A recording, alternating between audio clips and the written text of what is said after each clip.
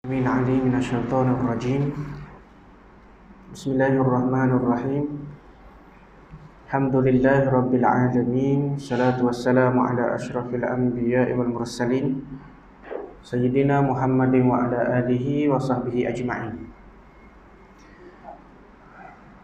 رب اشرح لي صدري ويسر لي أمري واحلل عقدة من لساني يفقه قولي. سبحانك لا علم لنا إلا ما علمتنا إنك أنت العليم الحكيم ولا حول ولا قوة إلا بالله العلي العظيم. أما بعد. Yang saya hormati pengerusi Surau Kampung Jaya, EJK Surau, para muslimin, muslimat, para hadirin, hadirat, sidang jemaah yang dirahmati lagi dikasihi oleh Allah Ta'ala sekalian. Assalamualaikum warahmatullahi wabarakatuh. Alhamdulillah, kita ucap syukur kepada Allah, di mana kita tahu bahawa ucapan syukur dirangkumi dengan ucapan Alhamdulillah. Segala benda yang kita ucap, segala benda yang kita syukur, apa benda sekalipun, nikmat kecil ke, nikmat besar ke, maka dirangkumi dengan ucapan Alhamdulillah. Perkataan Alhamdulillah, segala puji bagi Allah, kerana Allah Ta'ala memberikan kita nikmat yang begitu banyak. Kalau kita ukur nikmat kita sehingga kita boleh besar sampai sekarang ni, dengan nikmat sumber makanannya, dengan udaranya, dengan kekuatan tubuh badan kita, maka kita dapat melaksanakan segala perintah dan juga ketaatan kepada Allah. Kalau kita diberi ujian sakit, stroke, contoh stroke, minor stroke lah, stroke separuh dah, kekuatan kita untuk buat ibadat, ketaatan kepada Allah tu agak terbatas dari sudut dia. Bangun lah, kita biasa contoh kagah boleh mayang solat sunat, lepas tu bangun malang pulak, lepas tu macam-macam lah contoh kita sebut contoh.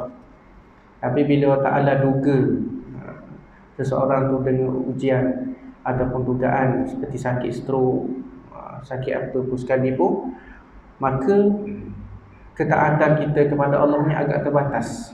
Jadi sebab itulah kita kena ingat nikmat yang kita sering lupa. Nabi sebut ni'matani maghbuna fihima katsirun minan nas. Dua nikmat yang manusia sering lupa, iaitu nikmat sihat, as-sihat wal faghar, dan nikmat masa lapang. Kesihatan kita yang Allah Ta'ala bagi kepada kita ni,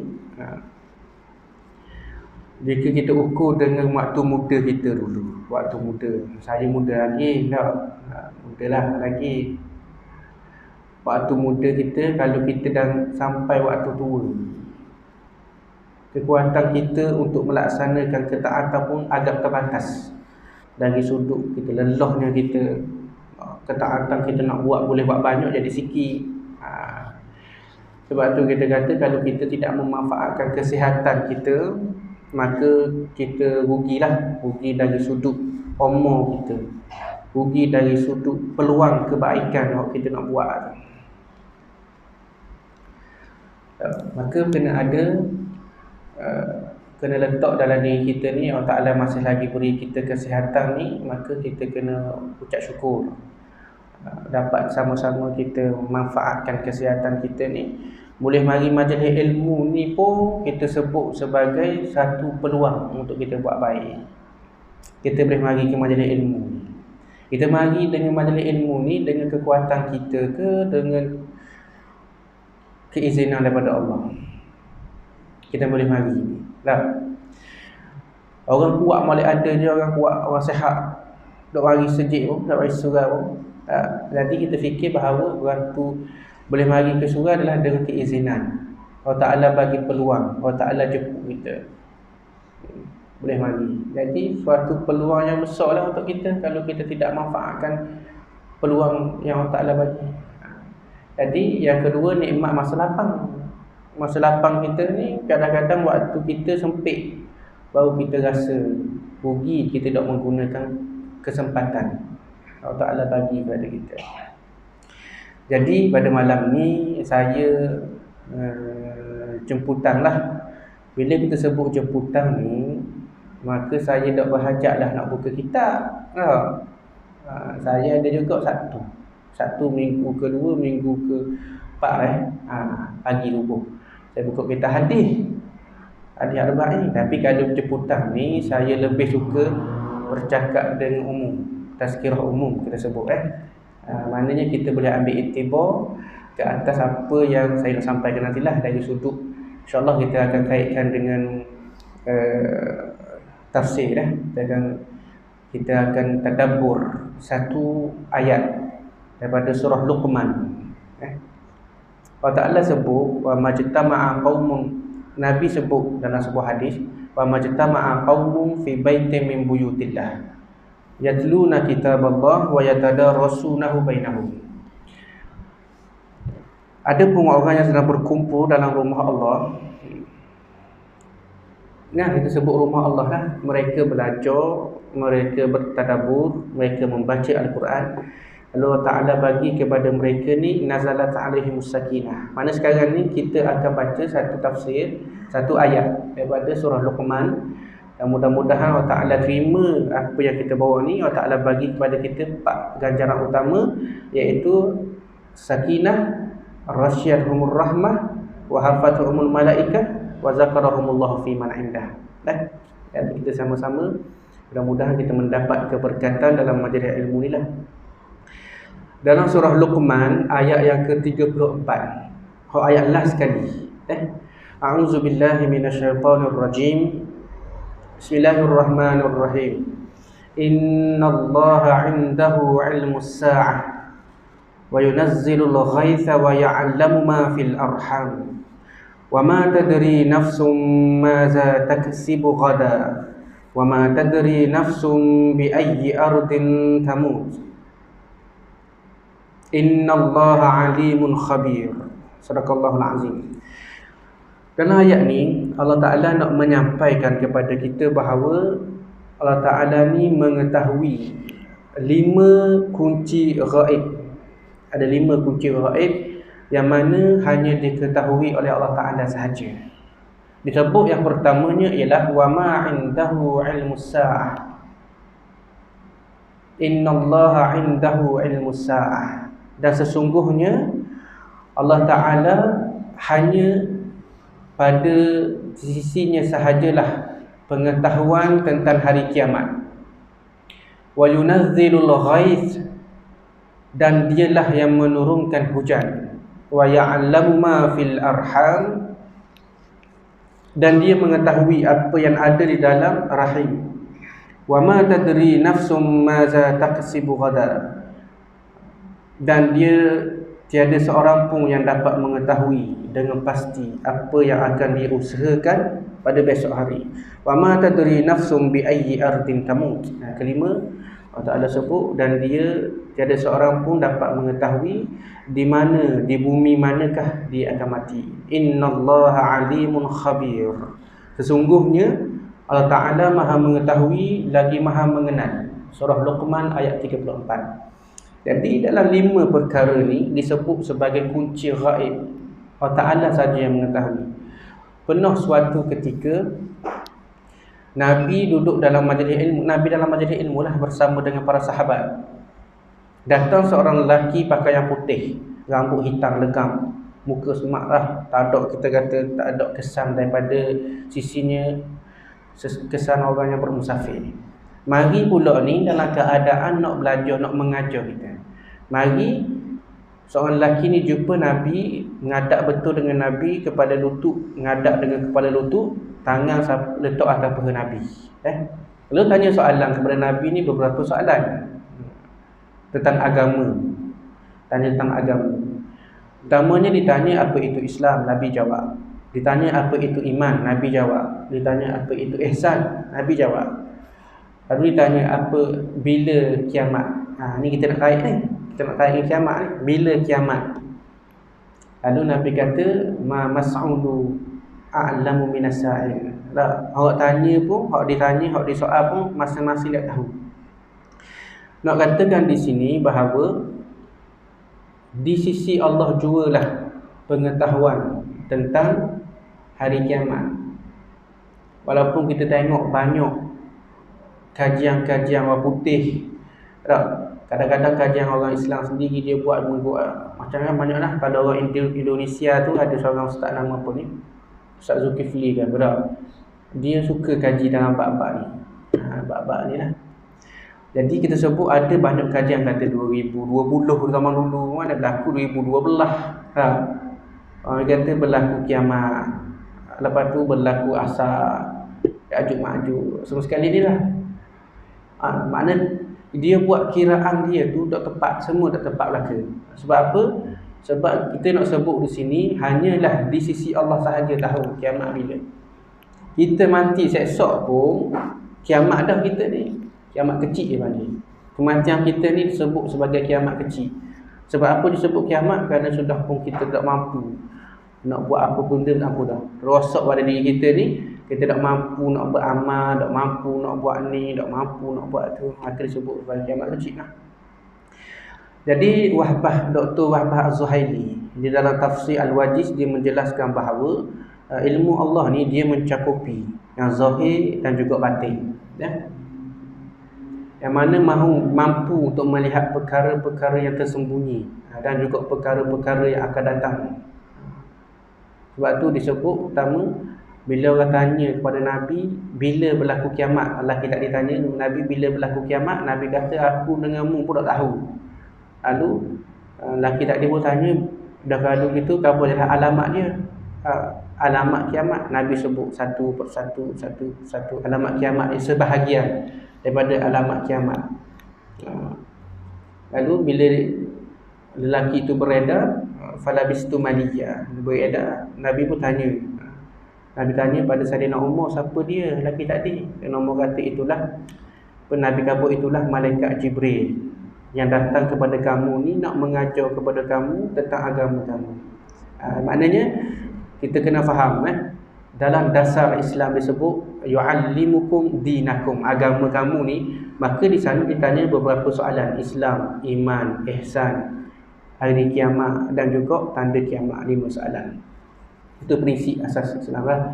Jadi kita kena faham bahawa dalam ilmu sa'ah ni Allah Ta'ala sahaja yang mengetahui. Sebagaimana dalam surah Al-A'raf ayat 187, A'udzubillahi minasyaitonir rajim, yas'alunaka 'anis sa'ati ayyana mursaha, Qul innama 'ilmuha 'inda rabbi la yujalliha liwaqtiha illa hu, thaqulat fis samawati wal ard, la ta'tikum illa baghtah, yas'alunaka ka'annaka hafiyyun 'anha, Qul innama 'ilmuha 'indallah walakinna aktsarun nasi la ya'lamun. Mereka menanyakan kepada kamu, yakni Muhammad, tentang kiamat, bila yang terjadi. Katakanlah sesungguhnya pengetahuan tentang kiamat itu ada pada Tuhanku. Tidak ada seorang pun yang dapat menjelaskan waktu terjadinya selain daripada dia. Kiamat itu sangat berat, huru-haranya bagi makhluk yang berada di langit dan juga di bumi. Tidak akan datang kepada kamu kecuali secara tiba-tiba. Mereka bertanya kepadamu seakan-akan engkau mengetahui. Katakanlah wahai Muhammad, sesungguhnya pengetahuan tentang hari kiamat ada pada Allah, tetapi kebanyakan manusianya tidak mengetahui. Kita tak salah dari sudut kita nak meletakkan bahawa kiamat berlaku. Kiamat pasti akan berlaku. Dari sudut masa ketetapan bila berlaku, waktu mana tu memang kita tak nak ukur. Tapi kita kena ingat bahawa kiamat tu pasti akan berlaku. Nabi sebut, Allah Ta'ala sebut, illa baghtah, la ya'tikum illa baghtah. Tidak akan datang kiamat ni melainkan dalam keadaan tiba-tiba. Maksudnya Allah Ta'ala berlakunya kiamat pada waktu kita tak tahu. tegang berlaku. Tak. Tapi di sana ada tanda-tanda. Tanda-tanda seperti mana kita sebut tanda yang tanda kecil dulu sebut Nabi lahir. Nabi lahir bermakna kiamat pun sudah nak berlaku dah. Sebab lahirnya Nabi. Yang kedua tanda bila tanda bulan ataupun dalam matahari terbit sebelah barat. Tak. Betul tak? Hari terbit sebelah barat. Jadi tu tanda-tanda besar berlaku. Kajian orang putih buat kajian dia pengenasar tu, dia kata bumi yang kita duduk sekarang ni sudah pun tua, sudah pun uzur. Tak, maknanya lama sangat dah. Kalau kita ukur zaman Nabi Adam berapa puluh ribu tahun dah sampai sekarang ni, lama dah. Jadi sebab tu kiamat ni pasti akan berlaku, tapi hanyalah di sisi Allah.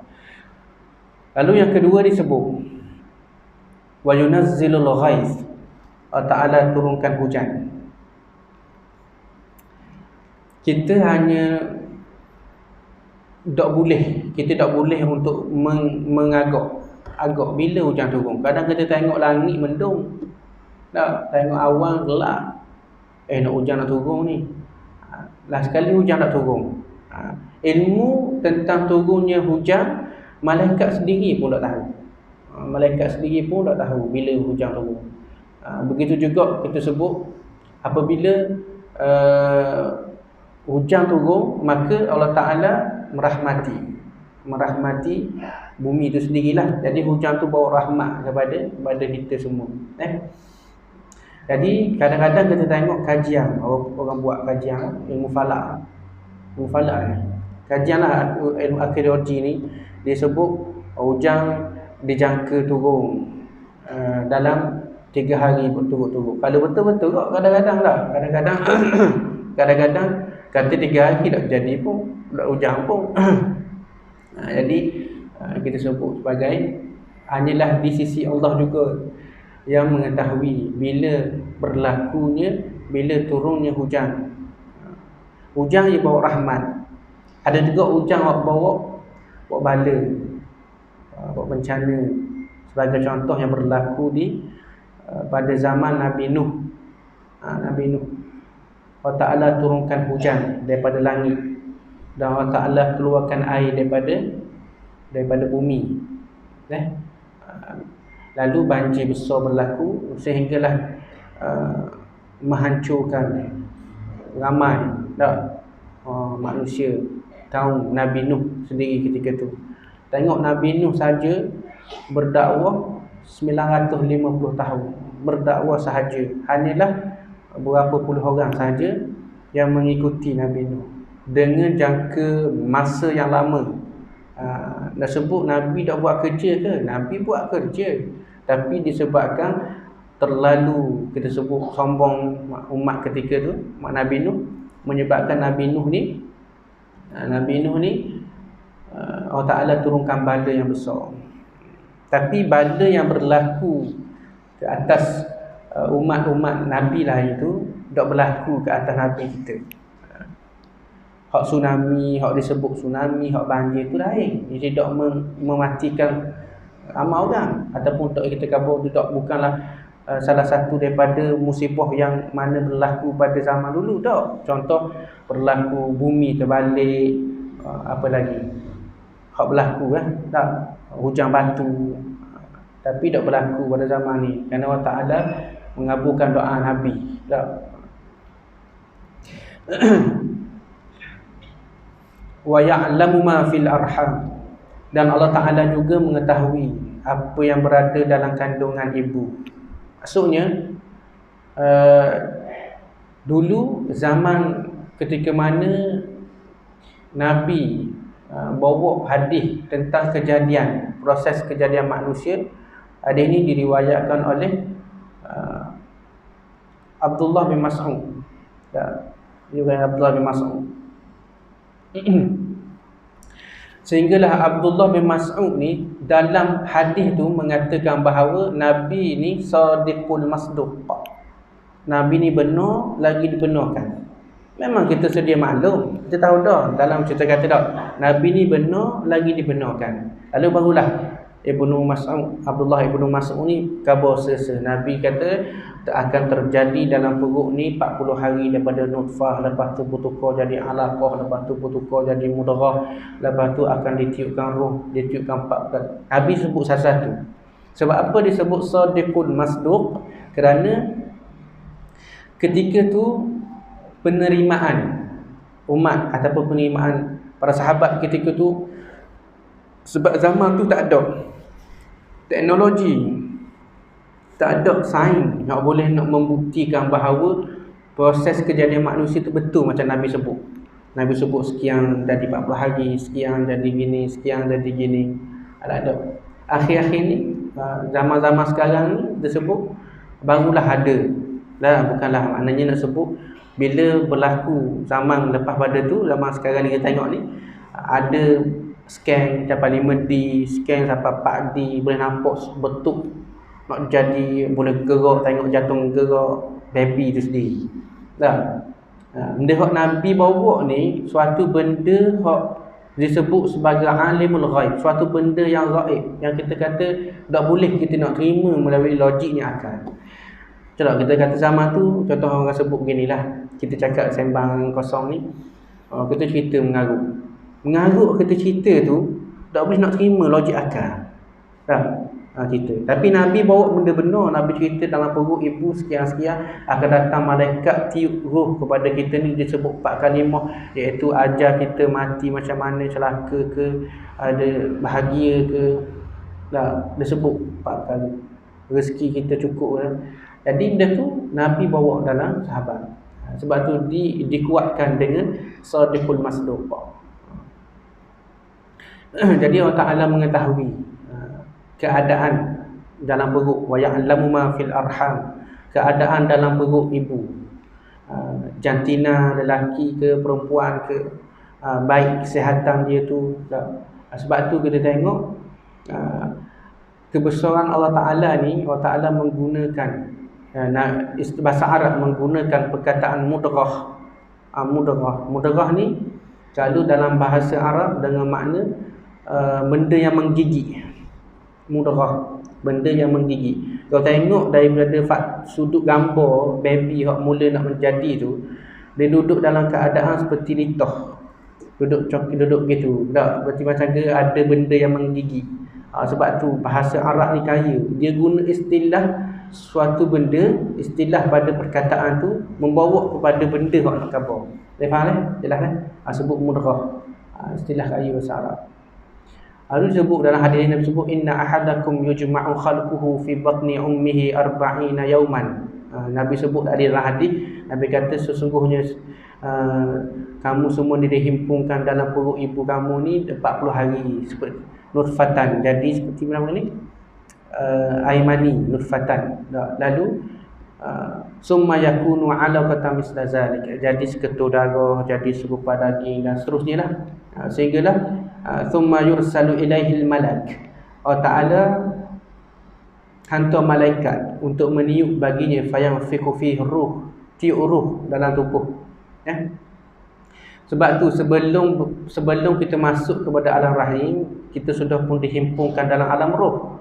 Alam roh ni alam yang mana kita pernah buat perjanjian, kita panggil bai'ah, perjanjian dengan Allah. Kita sebut alastu bi rabbikum, qalu bala syahidna. Habis tu kita betul Allah Ta'ala sebut kita ditiupkan roh dalam jasad, dalam tubuh kita ni. Dan kita kena syukur bahawa Allah Ta'ala letak roh kita ni dalam, kita sebut jadi umat Islam. Kita ditiupkan roh dalam kalangan keluarga-keluarga Muslim, jadi orang Islam. Dan juga kita ditiupkan roh ni jadi umat Nabi Muhammad, waktu paling special sekali.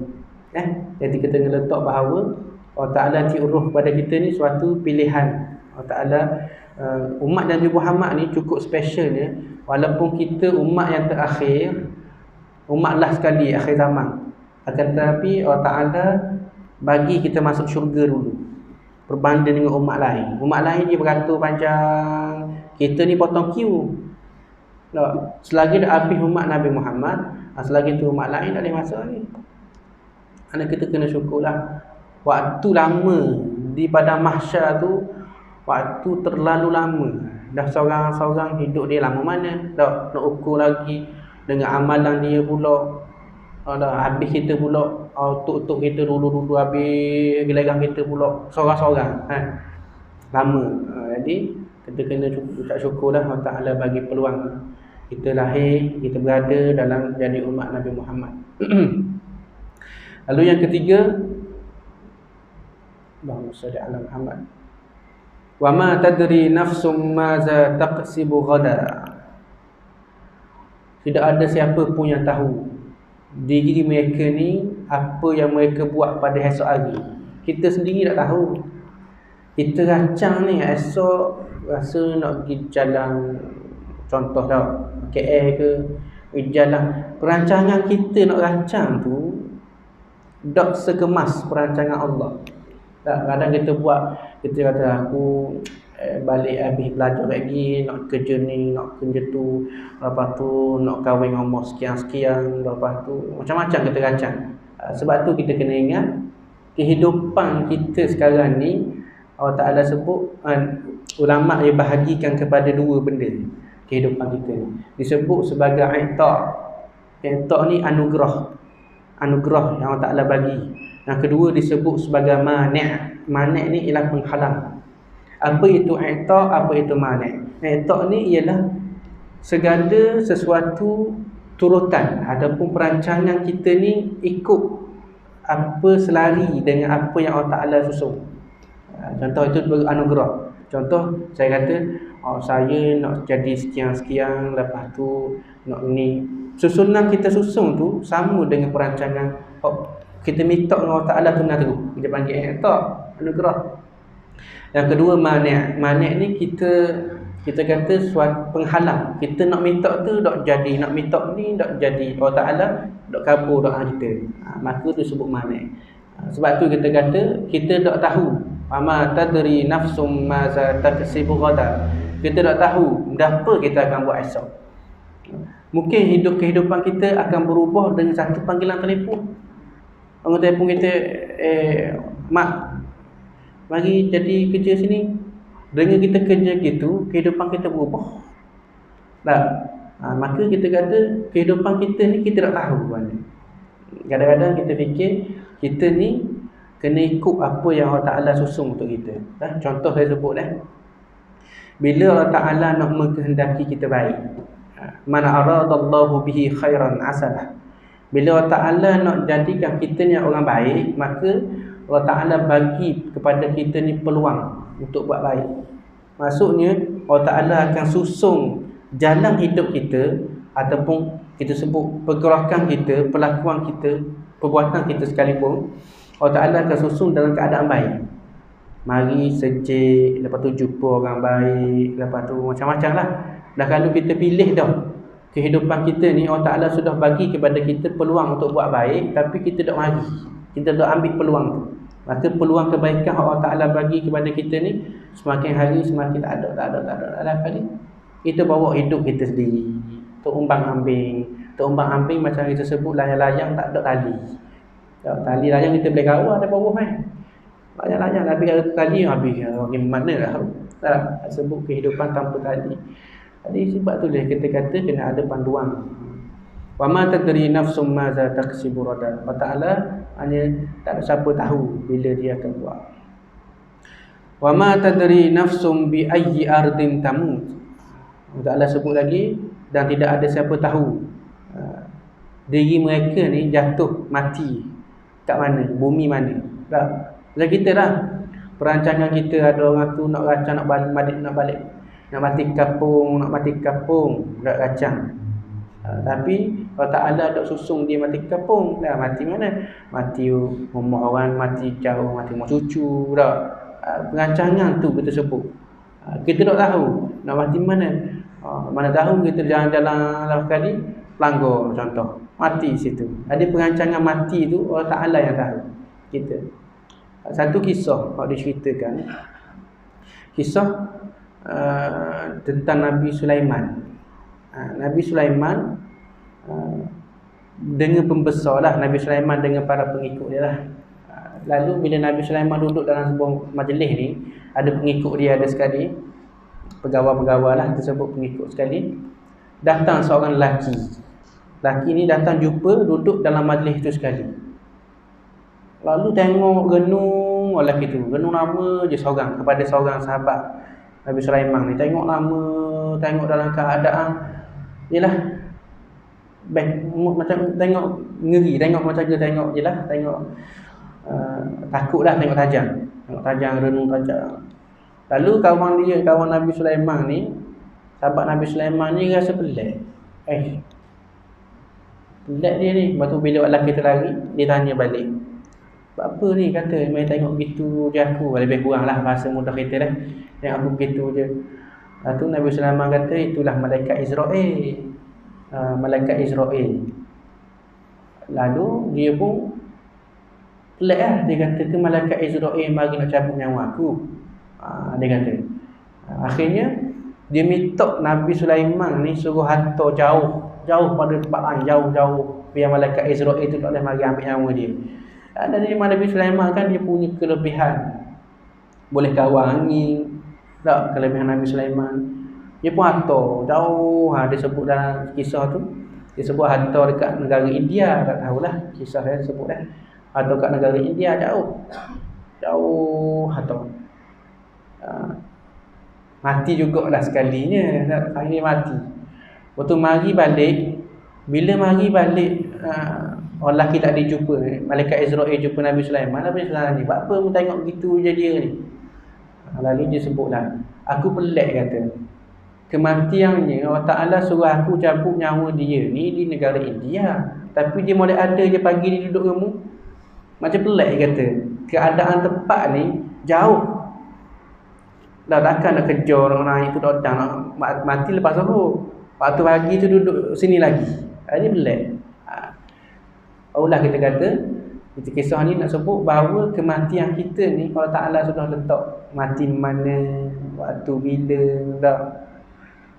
Kalau kita tahu kita mati waktu bila, putihlah kita nak racang, tulis wasiat dulu, bayar hutang orang dulu. Sebelum mati tu macam-macam kita wakaf. Dah kalau mati, tahu mati. Tapi kita tak tahu mati bila. Tak tahu mati bila. Kadang-kadang doktor ni dia kata umur kamu ni dah panjang dah ni. 2 bulan je hidup. Disebabkan penyakit kamu ni sekian-sekian. Lalu debor saya ni tau. Mulai ada sampai ke lama mana. Sebab tu kita kata rancangan kematian kita tak boleh nak tahu. Kematian. Kalau tahu, ada tahu mati bila. Tahu, boleh tahu. Mati contoh bila tanya hukum gantung. Tak. Mungkin hukum gantung hari Senin minggu depan. Pagi lepas subuh. Hukum gantung lah. Masa tu memang kita minggu ni pun dah duduk diam dah. Macam-macam mikir dah. Mikir mana lah aku nak menghadapi mati esok. Nak tinggalkan dunia ni. Mana lah keadaan di alam barzakh. Macam mana lah bentuk malaikat. Malaikat muka nakir. Warna bentuk badan dia bekeng. Warna lah yang benda kita kat gigi esok. Kalau kita fikir benda tu. Benda tu kan jadi buah. Sebab kita nak mati minggu depan kan. Contoh. Tadi kita kata benda tu. Sebab itulah jadi rahsia. Disebut jadi rahsia kata kita. Allah Ta'ala merahsiakan kita kematian bila ni untuk kita lebih sentiasa, kita kata biar kita ni sentiasa bersedia. Nabi sebut dalam sebuah hadis, al-kayyisu man dana nafsahu wa amila lima ba'dal maut. Orang bijak, orang cerdik pandai ni ialah orang mana bersedia untuk menempuh hari kematian ni. Maksudnya kalau kita tahu memang kita akan mati, semua kita akan mati. Cepat lambat je. Saya dulu ke tak tahu. Jadi bagaimana nak jadi orang bijak pandai ni, Nabi sebut dia kena ada persiapan, persediaan. Baik dari sudut amalan, baik dari sudut ketaatan, kepada Allah. Walaupun kita sebut amalan kita dengan amalan orang tak sama. Ada amalan orang ni dia lebih, dia tak apa, ibadat dia lebih. Amalan kita ibadat kurang, tapi Allah Ta'ala terima. Sebab tu kita sebut Allah Ta'ala ni dia tak ukur pada amalan yang banyak. Allah Ta'ala ukur pada amalan yang baik, yang paling baik. Wallazi khalaqal mauta wal hayata liyabluwakum ayyukum ahsanu amala. Allah Ta'ala uji, Allah Ta'ala cipta hidup mati ni sebab apa? Sebab Allah Ta'ala nak tengok, nak uji pada kamu ni amalan siapa yang paling baik. Sebab tu kita kata kalau kita nak ukur amalan kita dengan amalan para sahabat memang jauh dah. Dah nampak rupa dia kata. Tak, amalan para ulama pun dia warna dengan Allah. Kita kadang mari rajin awal dah sembahyang. Masuk waktu sembahyang lalu, kadang mari malah nak masuk waktu lain baru nak start sembahyang. Kadang nak sebut keimanan tu bergantung kepada kita punya sebab tu iman tu dia naik dan turun. Iman tu naik turun, yazid dan kus, bertambah berkurang, tambah berkurang. Pagi tu iman kita level 10 contoh, level 10. Masuk Zuhur kurang sikit level, masuk Asar kurang sikit, Maghrib kurang sikit, Isyak lah kali level berapa lah. Tak? Sebab kita lah keadaan kita nak kawal diri kita. Itu disebut Allah Ta'ala sebut 5 kunci yang menjadi perkara gaib kepada kita. Hanyalah Allah Ta'ala sahaja yang mengetahui. Dalam surah Luqman ayat 34. Innallaha indahu ilmus sa'ah. Saya ulang sekali kita. Dan sesungguhnya Allah Ta'ala mengetahui, pertama, ilmu sa'ah, bila berlakunya kiamat, kiamat besar ke kiamat kecil, bila berlaku. Wa yunazzilul ghaiz, yang keduanya Allah Ta'ala tahu hujan turun masa mana. Malaikat sendiri pun tak tahu bila hujan turun. Masa ni hujan ke, masuk bulan 12 ni kata ialah bulan 12 banjir dan sebagainya dah. Allah Ta'ala yang mengatur benda tu. Wa ya'lamu ma fil arham, yang ketiga Allah Ta'ala tahu apa yang berada dalam perut ibu-ibu kamu, rahim ibu kamu ni, dari sudut kembar ke, anak cukup fizikal ke, kurang tak sihat, tak sempurna fizikal ke, semua Allah Ta'ala tahu. Dan Allah Ta'ala menyusung semua rezeki yang ada pada kita semua. Sebab tu kita kata dalam perut lagi ni Allah Ta'ala tulis 4 perkara itulah, ajar, rezeki kita, baik ke celaka ke macam mana ni, sebab Allah Ta'ala tulis. Selagi mana kita hidup, Allah Ta'ala bagi kita nyawa, maka rezeki kita ni akan ada, akan sentiasa ada. Jadi kita janganlah risau ataupun bimbang dengan rezeki Allah. Allah Ta'ala susung dah. Hari ni dapat, esok mungkin lebih dapat, lusa ada dok kerja dah buat. Jadi kita ni kita kena ingat, dapat rezeki, dapat benda mengikut ahli sunnah wal jamaah disebut ala kasbi insan. Maksudnya kasbi insan ni ialah atas usaha orang tu. Tengok Nabi sebut dalam sebuah hadis yang tentang seekor burung. Nabi kata burung dalam keadaan lapar keluar cari rezeki, balik dalam keadaan kenyang. Maknanya burung tu usaha nak cari rezeki. Kita sendiri nak minum air pun, kita tuang air ni kita yang tuang, yang akak air nak minum kita juga. Mana usaha nak kasih insan, kena usahalah nak cari duit apa semua. Tersebut Allah Ta'ala sebut dalam perut Allah Ta'ala tahu. Wa ma tadri nafsum ma za taksibu ghada. Allah Ta'ala tahu apa yang berlaku pada kita esok. Kadang-kadang perancangan kita, saya belajar masa saya belajar di Mesir dulu, kita dok rancang pun nak balik Malaysia, dok rancang langsung, dok merancang pun kata nak dah ya waktu cuti kan nak balik bukan murah, bukan boleh RM50 balik, berapa ribu tiket balik.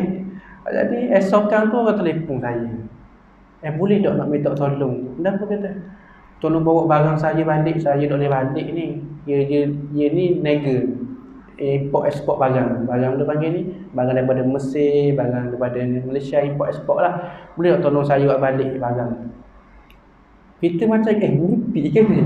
Orang taja, semua nak taja dari sudut apa ni, return, flight return tu, pergi balik dia tanggung kita. Dari sudut duit pula dia bagi, duit saku, duit poket, boleh balik. Jadi benda tu, perancangan tu kita tak buat, Allah Ta'ala yang susung atur untuk kita. Sebab tu kita kata kita tak tahu esok ke kat gini kita tubik kat gini, dah apa rezeki kita, dah apa kita buat, baik ke celaka ke, kita tak tahu. Sebab tu seorang tu diukur ataupun dilihat pada perakhiran dia. Innama a'malu bil khawatim. Kehidupan kita ni kita tengok pada akhir kita. Masa sekarang kita dah nak ukur, mungkin bagus dari sudut kita ni buat ketaatan, kebaikan. Esok kita ada ketua esok, ataupun kita kat gigi ke apa ke, kita tak tahu bagaimana susunan kita. Lepas tu kita kena boleh, kalau boleh kita perbanyakkan baca Allahumma sabbit qulubana ala dinik. Minta Allah Ta'ala tetapkan hati kita ni dalam agama dan juga ketaatan. Supaya apa? Hidup kita ni sentiasa dipandu, sentiasa diawasi, sentiasa berada dalam lorong dan juga jalan hidayah dari Allah Ta'ala. Yang keempatnya, wama tadri nafsum. Yang kelima, wama tadri nafsum bi ayyi ardin tamut. Soalan tadi dah. Allah Ta'ala tahu di mana bumi, di bumi mana kita mati.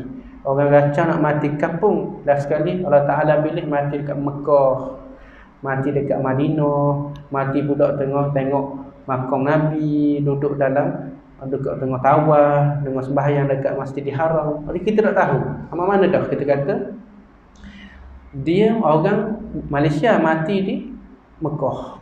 Dah sebab Allah Ta'ala pilih Allah Ta'ala susung pada kita ni lah. Kawan saya ramai mana meninggal dekat Mesir, belajar, lepas tu sakit, meninggal. Nak balik, kau balik mahal. Tak, nak balik mahal kau. Kalau nak balik pula kena buang perut. Perut ni kena buang benda-benda tak boleh menetuk dalam perut ni. Busuk mayat ke apa semua ke, jadi banyak kau pula. Jadilah tanang dekat Mesir. Jadi gitu buat kita ni. Orang Malaysia mati mana? Tak, macam ke apa ni? Datuk Harum Ding tak? Ustaz Agung Ding meninggal dekat negara Australia ke apa? Amerika. Dekat Amerika. Taklah. Yang mana perancangan tu Allah Ta'ala susung untuk kita. Selagi kita diberi peluang dan kebaikan ni, maka manfaatlah umur dan usia kita ni. Mudah-mudahan kita dipilih mati dalam keadaan yang baik. Tapi kalau kita biasa buat baik, kita dah biasa dah ni, kita lah biasa membuat baik ni, mustahil kalau kita tak dipilih mati dalam keadaan baik. Mustahil. Sebab apa? Sebab kita ni sudah pun tiap-tiap hari kita buat benda baik. Tiap-tiap hari buat benda tu, buat benda ni. Allah Ta'ala akan pilih kita mati dalam keadaan sedemikian. Begitu juga kita kata kalau kita ni orang baik, zikir semua subhanallah apa semua, subhanallah walhamdulillah wala ilaha illallah wallahu akbar ni, Allah Ta'ala tanam pokok. Setiap kali kita zikir, Allah Ta'ala tanam pokok. Setiap kali kita zikir, Allah Ta'ala tanam pokok dalam syurga. Maknanya pokok tu pokok siapa? Pokok kita. Jadi mustahil pokok ada tuang duduk dalam neraka. Jadi mustahil lah, mesti tuang duduk syurga sekali. Dia kena ingat lah, kita kalau buat baik, Allah Ta'ala susung atur untuk kita. Kita buat jahat, adalah buat kita dapat apa yang kita buat. Wa ma jazaa'ul ihsanu illa ihsan. Perkara kebaikan tu akan dibalas dengan kebaikan juga. Jadi itulah kita sebut sebagai tazkirah kita pada malam ni. Mudah-mudahan tazkirah yang anak bawa ni, kita sebut sebagai benda ni tafsir yang boleh kita ambil ibrah dan juga ambil pengajaran ke atas apa yang saya nak sampaikan pada malam ni. Kerana kalau kita tadabbur, kita mengambil makna daripada apa yang Allah Ta'ala sebut ni, iman kita dah pertama dah. Sebab Allah Ta'ala sebut wa majtama'a qaumun fi baitin min buyutillah yatluna kitaballah wa yatadarasunahu bainahum. Mereka ni duduk dalam majlis ilmu, mereka baca Quran, mereka tadabbur dengan Al-Quran yang Allah Ta'ala nak sampaikan ni, maka kita akan diberi ganjaran-ganjaran yang besar lah.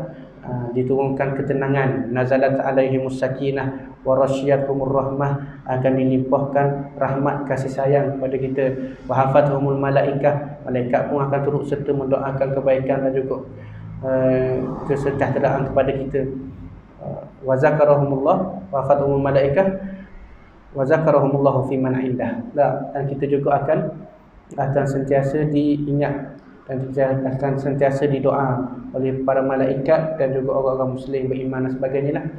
Mudah-mudahan untuk kuliah kita pada malam ni memberikan kepada kita ni ibrah sekali lah, pengajaran, dan juga Allah Ta'ala kira sebagai amalan untuk kita bertemu dengan Allah Ta'ala dan jadi nilai tambah kepada kita ni untuk kita berjumpa dengan Allah Ta'ala sekalian.